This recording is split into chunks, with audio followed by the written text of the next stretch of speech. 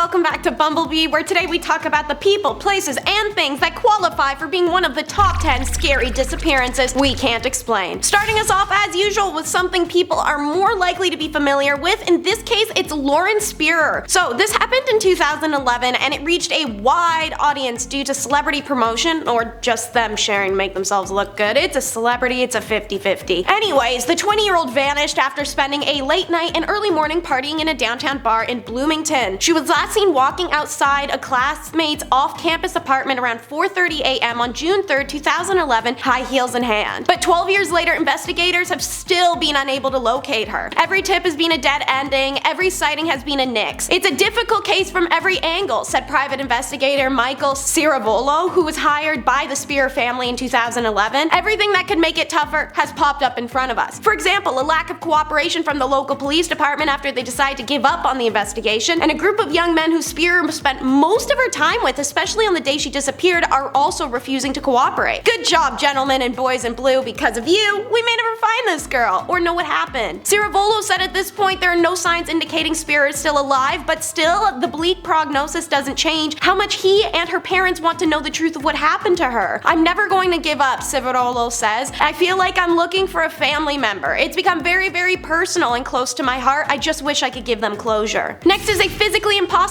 event that still somehow must have occurred. The Witchcrafter sunk. Dan Burak and Father Patrick Horgan left Miami's yacht marina in Burak's 23-foot cabin cruiser named the Witchcraft on the night of December 2nd, 1967. They were off to enjoy a spectacular view of Miami's Christmas lights, and right off the bat, let me tell you about this yacht. It was unsinkable. Unsinkable meaning he had a whole bunch of money, and it was one of those ones where the hull was built to remain above water, so it couldn't actually sink, and he had plenty of life-saving gear. The two gentlemen stopped near buoy number 7, as a GPS record indicates, less than a mile from shore. They'd hit something below their ship, and Burak called the Coast Guard to inform them they need a tow to the marina. He was calm and even jovial. The Coast Guard responds immediately and arrives within 19 minutes, yet the ship and its passengers had vanished. Coast Guard expands its search by 1,200 square miles that night, and they even traveled northward to the Gulf Stream in case the ship had been pulled by a brief squall. 6 days of searching? Nothing. 24,500 square miles of ocean covered, yet not even a single trace of the Witchcraft. No explanation has ever been given for the sudden disappearance, and no evidence has ever indicated the ship even sank. All we can assume is the Witchcraft was lost so unexpectedly, Burak didn't even have time to use the flare gun he had on board. You may remember this, Lord knows I do. It's the modern jewel thieves. Feels like such an unrealistic movie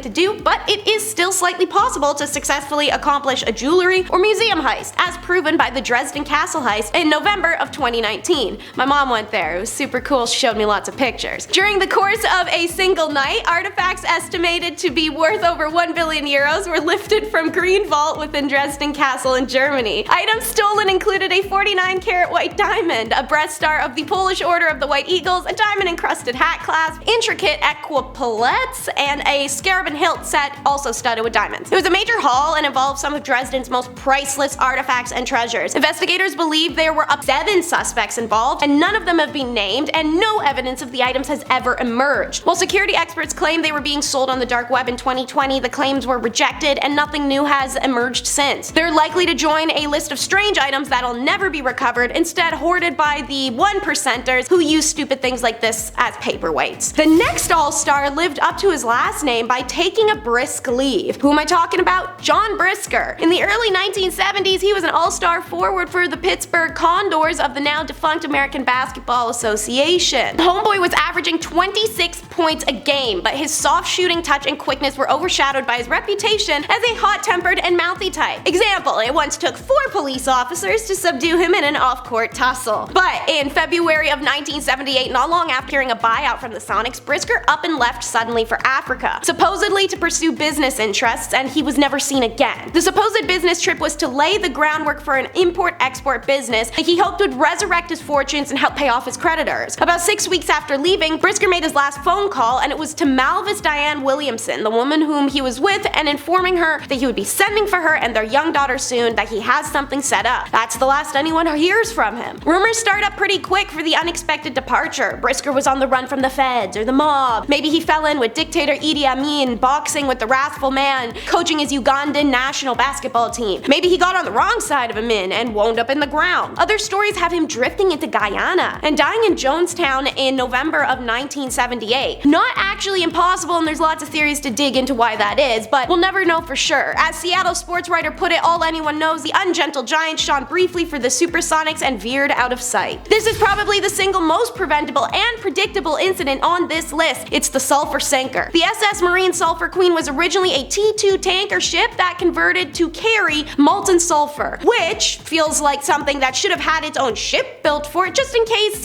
instead of a DIY job on the old one, but why not give it the benefit of the doubt? So they modified the ship's internal structure, changed the oil carrying tanks to heated tanks that would keep the super hot danger molten sulfur, well, super hot and super dangerous. The weight of the loaded sulfur was 15,260 tons. The ship's last voyage began on the 2nd of February 1963 out of Beaumont, Texas. It only takes 2 days for this very obvious bad idea to really fall apart. Just as the sulfur reached Florida, a regular radio message giving the position of the ship came through. And then nothing else that day, or any days following. As of February 6th, there'd be no news from the Sulphur Queen, and it was declared missing. After 19 days of searching, all that's left is some life preservers and debris, but no trace of the ship or the 39-man crew. In the Coast Guard's investigation, they determined that the ship should have never sailed, as it was more unsafe and not seaworthy at all. There were constant fires around the sulfur tanks from leaking sulfur, and the crew gave up trying to deal with them. Not to mention the heavy corrosion making the keel literally a spindly toothpick that could have broken in half. Add insult to injury, the owner of the ship had skipped the routine safety maintenance required of the ship in January before the voyage. This all would result in lengthy litigation between the ship's owner and the families of the missing men. This next one really is a unique case, my alien people. You're gonna love this. It's 2 missing 2 years. Alright, so James E. Tedford, Lance's 28-year-old wife. The two moved to Vermont to be around family and friends as World War II was wrapping itself up. James has just finished his military service at that time. He has a little more final duties and leaves Pearl at home for a bit. At the end of his second spell of military service, James returned to their rented property in Fletchertown to find his wife missing. Some narratives say the house was also empty. Some narratives say that she had been making dinner and it was still warm on the stove. All narratives agree, however, that James' closest family and friends claim they had no clue as to where his wife had vanished to, and she was last seen at or near a Moco store. Around 1947, a lonely James Tedford sells the home and checks into Bennington Soldier's home after searching for his missing wife for months and then year on end. But see, the story doesn't end, because 2 years after that, James also vanishes. On December 1st, 1949, James was returning to the retirement home from Vermont when he disappeared mysteriously. He got onto a bus and never got off. All 14 passengers who boarded the bus testified to seeing him there sleeping. However, when the bus arrived at its destination, James was gone. No one had seen the old man get off the bus at any point of the journey. Even witnesses said Tedford had boarded the bus and had been on the bus after its last stop before Bennington. Someone was on the bus at all times, and it was not full enough that anyone could leave unnoticed. His luggage even remained tucked on the luggage rack. This story has the setup of a bad joke. It's the Sarah Joe 5. Seriously, hear me out. 5 friends are castaways on a raft and end up on a desert island. See, doesn't that sound like a joke setup? And while the maritime tragedies and vanishings aren't anything new, it's not often you have one play out this strangely. Things got weird when 5 friends, Ralph, Scott, Benjamin, Patrick, and Peter, went on a fishing trip on a Hawaiian island but never returned. They had a respectably new boat, minimal supplies, but they were strong and healthy men, and they departed February 1979 from the coast of Maui. Friends, family, and authorities mounted a massive search and rescue operation to no avail, and the waves were even tossing search ships so high they were going vertical. The Coast Guard called it off after 5 days, and a massive community search via island air and water ensued. People combed the coastlands, nothing was found, until a decade later. Authorities received information Sarah Joe sighting on the coast of the Marshall Island. Next to the wreck, they discovered the grave of one of the 5 missing persons. The grave was covered with stones and a cross made out of driftwood. Nearby was what looked like a blank pad of notepaper interleaved with aluminum foil. How the boat got there, who buried him, and where the rest were, all questions that baffle researchers researchers and historians. Because sometimes it's not going to be an X, it's going to be a Z that marks the spot. Percy Harrison Fawcett was an explorer that had served in the army much of his life before that, but he's one of those explorers who didn't make it big for any particular discovery, more so disappearing during his search for the ancient city called Z in the Amazon jungle. And yes, this is the one they did the movie about in 2016 with Tom Holland and Robert Pattinson. Fawcett, his son Jack, and Jack's close friend Rayleigh Ramel set north towards their hometown base of Cuiabá. Then, when they were 400 miles away from where they started, Fawcett instructed his Brazilian assistants to head back home with a letter for his wife. In said letter, Fawcett advised his wife not to fear failure, but nothing was ever heard of Fawcett, his son, or Rayleigh again. A few years later, a Swiss man reported to have encountered an old Fawcett. Stefan Ratten gathered some reporters and they went out to find this reported Fawcett where they had previously met, and nothing more was ever heard of them or the reporters ever again. Investigators have sent many more expeditions to look for Fawcett, but nothing's ever been found or people disappear themselves. The Kalapalo and Anuhuakua indigenous clans have long since been blamed and implied as the killers, but David Grann, the journalist and writer of the film's book Inspiration, explains the perspective on that. In 1951, the Kalapalos had offered up a skeleton they said belonged to Fawcett, but it actually belonged to the grandfather, the chief who hosted David, in order to prevent more white people from coming into their territory to search for these men. At the time, Life magazine declared the bones were a final chapter in a 25-year-old search, but the Kalapalos tell David Grann what actually happened when Fawcett and his team came through was they gave the men food and warned them not to venture further because hostile clans beyond that point would kill them. The men ignored them and continued on. So people always say the Kalapalos killed the Englishmen. The Kalapalos told Grann, we did not. We tried to save them. This next story is about how Woods vanished into Woods. Terrence Woods did the vanishing, to be specific. He was a producer for Disney and only 27 years old when he was working on the Discovery Channel series Gold Rush, and the episode he was working on when he vanished was about abandoned mines in Idaho. It was October 2018, early afternoon. Every shot is going as planned, but suddenly Woods tosses his radio in the dirt and ran down a steep cliff full speed without wiping out somehow and just disappeared in the forest. Or at least that's the story. Terrence has never been seen again. Now I know what you're thinking. What did his co-workers do? Nothing, actually. There's actually a big conspiracy with this case, and many people think this story of Terrence running off just isn't true. His co-workers all say he was acting bizarre, but his family and friends insist he wasn't. When Terrence ran away, they didn't actually go after him, try to contact him, or inform anyone what happened. It was very much a good riddance mindset followed by later guilt. This leads to the assumption of an accidental death. A shocking amount of worksite disappearances are actually covered up deaths because they were caused by safety violations or co-worker squabbles. Somebody may not have pushed him off a cliff, but Terrence could have taken a fall down, let's say, an abandoned mine shaft because someone with an attitude shoulder checked him. I don't think there's a conspiracy necessarily to kill him, but in either scenario, either him running off or his co-workers covering something up, I just think they didn't like the guy and they were able to look the other way when something happened. Terrence was the sole black person in a desolate set in Idaho, and there's a lot of tension with something like that alone. Okay, and last but nowhere near the least is the most recent disaster hitting the history books, the Titanic sub. You say too soon? I say not soon enough. Commentating on history while it unfolds is still history, and what better history to commentate on than that of an ill-advised expenditure in which no one truly considered the risks or took them seriously. Wealth truly is a beautiful thing because it can buy a lot of ignorance, and that's what these companies did. As you probably know, a 5-person crew on a submersible, for those who don't know what that is, it's